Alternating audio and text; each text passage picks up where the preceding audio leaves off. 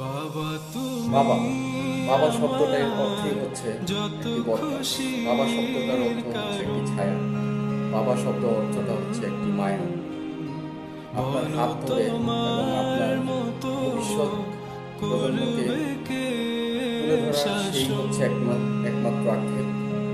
তো ইনশাল্লাহ বাবাকে যারা অবহেলা করবেন, মাকে যারা অবহেলা করবেন, অবশ্যই তাদেরকে পস্তাতে হবে। আজ হোক কাল হোক, এর প্রতিদান অবশ্যই দিতে হবে।